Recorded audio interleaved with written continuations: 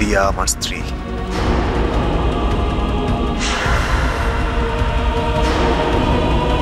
তুমি আজ যা করলে তার জন্য you will have to pay mister Rajya Banerjee, you will have to pay.